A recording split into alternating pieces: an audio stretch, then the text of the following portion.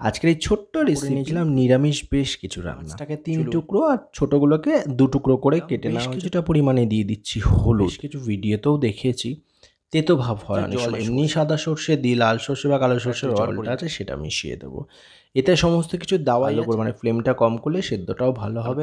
কাঁচা লঙ্কার যে গন্ধ আর স্বাদ ওটা কিন্তু অসাধারণ লাগে এই সময়। বন্ধুরা, চলে আসলাম আমার রান্নাঘরের ছোট্ট আর একটি রান্নার ভিডিও নিয়ে। বেশ কয়েকদিন তো আপনাদের সঙ্গে শেয়ার করে নিয়েছিলাম নিরামিষ বেশ কিছু রান্না। চলুন আজকে নিরামিষটাকে ছেড়ে একটুখানি আমিষের দিকে যাওয়া যাক। তো আজকে আমিষ বলতে শনিবার আমারও বেরোনোর ছিল। তো আজকে যেটা করলাম, সকাল সকাল বাজারে না গিয়ে বাড়িতেই চলে এসেছিলো যে চোখ ঢেলা ফ্যাসা মাছ যেটাকে বলি আমরা, মানে ফ্যাসা মাছ ঢেলা ফ্যাসা যেটাকে বলি। চোখগুলো একটু বড় বড় সেই ঘোলা ঘোলা টাইপের, আমরা চোখ ঢেলা ফ্যাসা বলি। তো 350 গ্রামের মতো নিয়েছিলাম। একটা মাছ বেশ বড় ছিল, তো বড় মাছটাকে 3 টুকরো আর ছোটোগুলোকে 2 টুকরো করে কেটে নেওয়া হয়েছে। খুব ভালো করে ধুয়ে নিয়েছি।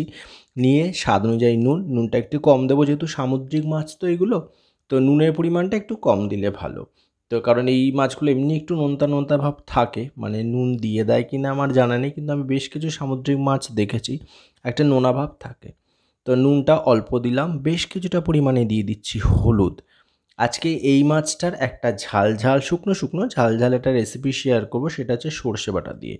আর যেহেতু আমাদের ঘরে সর্ষের সেরকম কোনো রান্না হয় না, লাল সর্ষে বা কালো সর্ষে যেটাই বলি না কেন সেটা আমরা খুব একটা ব্যবহার করি না। আমরা সাদা সর্ষেটাকে যদি প্রয়োজন পড়ে ব্যবহার করি। তো আজকে সাদা সর্ষে, কাঁচা লঙ্কা, একটু নুন দিয়ে খুব ভালো করে বেটে নেওয়া আছে। সর্ষেতে বাটার সময় নুন দেওয়ার কারণটা একটু বলে দিই। আমি যেটা গুরুজনদের কাছ থেকে শুনেছি বা বেশ কিছু ভিডিওতেও দেখেছি, তেতো ভাব হয় অনেক সময় সর্ষে বাটলে, সেটা যাতে না হয় সেই দিকটাকে রক্ষা করার জন্য আমরা একটুখানি কাঁচা নুন যখন বাটা হয় শিলনোড়ায় সেই সময় সর্ষের মধ্যে মিশিয়ে দিই। আমি এখনও তাই করি। তো সর্ষেটাকে খুব ভালো করে বেটে নিয়েছিলাম। আর এদিকে তেল দিয়ে কড়াই ভালো করে গরম করে নিয়েছিলাম। তেল দিলাম, তেলের মধ্যে 3 পিস করে মাছ দিয়ে দিচ্ছি, দিয়ে একদম কড়া কড়া করেই ভাজবো, মানে বেশ লাল লাল করে ভাজবো। একটা দিক হয়ে গেছে, উল্টে দিয়ে আর একটা দিক খুব ভালো করে ভেজে নেব। আজকে শনিবারের ভিডিওটা আমি করেছি, ভিডিওটা আমি আপলোড করছি রোববার দিন। তো বন্ধুরা, ভিডিওটা কেমন লাগে অবশ্যই জানাবেন। মাছপ্রেমী যারা আছেন, আগে আমি মাছ খেতে ভীষণ ভালোবাসতাম, এখনও পছন্দ করি, তবে তুলনামূলক অনেকটাই কম। নিরামিষটা আমার বেশ ভালো লাগে। নিরামিষ বললেও আমি তো পেঁয়াজ রসুনটা রান্নায় ব্যবহার করি। তো যাই হোক, কথা বলতে বলতে আমি যেহেতু সর্ষে বাটাটা পুরোপুরি রান্নায় দিই না, সর্ষের যে খোসাটা থাকে ওটা পেটে ব্যথা করে, খাওয়াটা ঠিক না। তো আমি সর্ষের যে জল, এমনি সাদা সর্ষে দিই, লাল সর্ষে বা কালো সর্ষে ব্যবহার করি না, তার মধ্যে আবার সর্ষের জলটা শুধু ব্যবহার করবো, তাই ছেঁকে নিলাম আর যে খোসাগুলো ওগুলো ফেলে দিলাম। স্বাদ অনুযায়ী নুন, বেশ কিছুটা হলুদ, একটু কাশ্মীরি লঙ্কার গুঁড়ো একসাথে মিলিয়ে, মানে মিশিয়ে এই মিশ্রণটা আমি আগে থাকতেই রেডি করে নিলাম একটা বাটির মধ্যে। এদিকে প্রথমে যে মাছগুলো দিয়েছিলাম সেগুলো তো একটা পিঠ ভাজা হয়ে গেছিলো, আর একটা পিঠও খুব ভালো করে ভেজে নেওয়া হয়ে গেছে।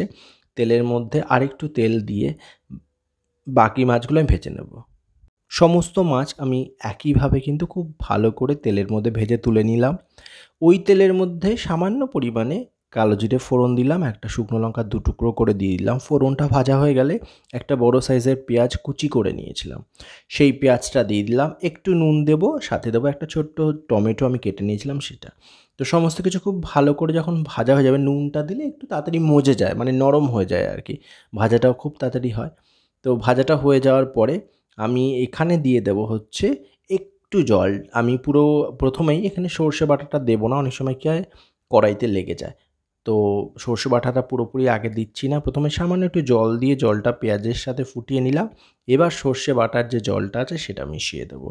এতে সমস্ত কিছু দেওয়াই আছে। আপনারা যদি কেউ পছন্দ করেন একটু চিনি খেতে, সেখানে একটু মিষ্টি ব্যবহার করতে পারেন। আমি মিষ্টিটা আজকে দিলামই না। এখানে 4টে কাঁচা লঙ্কা কিন্তু সর্ষের সঙ্গে বেটে দেওয়া আছে, আর একটা শুকনো লঙ্কা ফোড়নে দিয়েছি। খুব ভালো করে যখন ঝালটা, মানে এই যে ঝোলটা ফুটে উঠেছে, ভেজে রাখা মাছগুলো দিয়ে দিলাম। একটু উল্টে পাল্টে দিচ্ছি যাতে ঝোলগুলো একটু ভালো করে মাছের মধ্যে ঢুকতে পারে, তাতে খেতে কিন্তু বেশ ভালো লাগবে। বেশ কিছুটা সময় একদম ফ্লেমটা কম করে খুব ভালো করে এটা ফুটিয়ে নিচ্ছি। ফুটিয়ে নিলে কিন্তু খুব ভালো করে, মানে ফ্লেমটা কম করলে সেদ্ধটাও ভালো হবে, রান্নাটা খুব ভালো হবে। অন্যান্য সময় হলে আমি এখানে, মানে শীতের সময় হলে একটুখানি ধনেপাতার কুচনো ওটা ব্যবহার করতাম। ধনেপাতার আজকে ব্যবহার করলাম না, উপর থেকে নামানোর আগে কাঁচা সর্ষের তেল দিয়ে দিচ্ছি। আপনারা চাইলে কিন্তু প্রত্যেকেই জানেন, তাও একটু বলি, কাঁচা লঙ্কা চিড়ে দিতে পারেন, ঝালটা যদি বেশি পছন্দ করেন। কারণ কাঁচা লঙ্কার যে গন্ধ আর স্বাদ ওটা কিন্তু অসাধারণ লাগে এই সময় যদি দেওয়া হয়।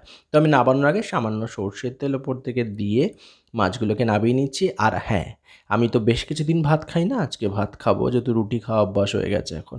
তো আজকে ভাবছি যেহেতু বেরোবো, সকাল সকাল বেরোনোরও ছিল, বেরোবো আমি, একবারে সকালের খাওয়া দুপুরের খাওয়ারটা ভাত খেয়ে নেব। তো সকাল সকাল ভাত হয়েই গেছিলো, পাশাপাশি তো ভাত বসিয়ে দিয়েছিলাম মাছ ভাজতে ভাজতে, না মাছ ভাজার আগেই ভাতটা হয়ে গেছে আমার। তো যাই হোক, তরকারিটা নামিলাম একটা বাটির মধ্যে, থালায় নিয়ে নিচ্ছে কিছুটা পরিমাণে ভাত, যতটা আমি খাবো, আর নিয়ে নিচ্ছি 2 পিস মাছ আর একটু মাছের যে ঝালটা রয়েছে সেটা নিয়ে খুব ভালো করে মেখে খেয়ে নিচ্ছি। দারুণ হয়েছিল রান্নাটা, সর্ষে দিয়ে আমি রান্না খুব একটা করি না, আর করলে এভাবে কিন্তু শুধু সর্ষের জলটা নিয়ে খোসাটা ফেলে দিয়ে, যেটা আজকে আপনাদের সঙ্গে শেয়ার করলাম। তো বন্ধুরা, আজকের এই ছোট্ট রেসিপি প্রত্যেকেরই জানা, তা আমি আমার মতো করে শেয়ার করলাম। কেমন লাগলো জানাতে ভুলবেন না। সবাই ভালো থাকবেন, দেখা আছে খুব তাড়াতাড়ি নতুন কোনো ভিডিও নিয়ে। আমি কিন্তু খেতে শুরু করলাম। টাটা।